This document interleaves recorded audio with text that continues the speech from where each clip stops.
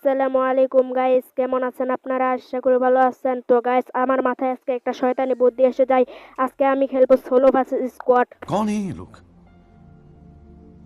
कहाँ से आते हैं ये?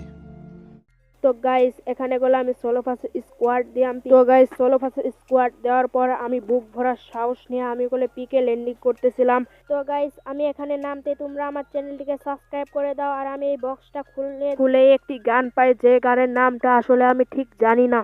আর এই গানটি পাওয়ার পর আমি ভাবলাম আমার কাছে শর্ট রেঞ্জের গান নাই, লং রেঞ্জের গান আছে, শর্ট রেঞ্জের গান নেই। তো সামনে একটা P90 ছিল, ওই P90 তুলে আমি নিচ্ছিলাম, নিয়ে এইদিকে আমি যাওয়ার টাইমে এদিক ঘুরে ফিরি। আর তোমরা তো অন্য কিছু মনে করতে পারো, তো অন্য কিছু নয়, আমি এদিক ঘুরে ফিরছিলাম। তো দেখি ছাদে একটা এনিমি, তাকে একটু ড্যামেজ দেই। এরপর আর আমি তাকে আর মারতে পারি না, তাকে মারার ট্রাই করি কিন্তু তাকে আর মারতে পারি না, একটু ড্যামেজ দেই। এদিক ঘুরে ঘুরে আমি একটু কাভারে ছিলাম।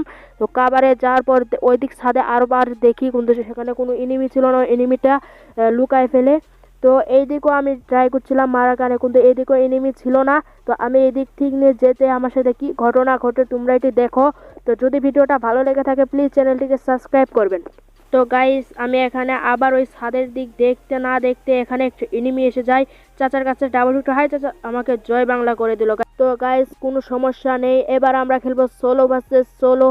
তো গাইস, ভিডিওতে যাওয়া যাক। তো গাইস, আমরা ভিডিওতে আসার পর আমাদের ঐতিহ্য বক্সি গেইন ম্যাপে নেমে যে বক্সি গেইন ম্যাপ নেটা সরি নেক্সট্রা ম্যাপ, তো নেক্সট্রা ম্যাপের বক্সি গেইন ম্যাপে আমরা নেমে যাচ্ছি।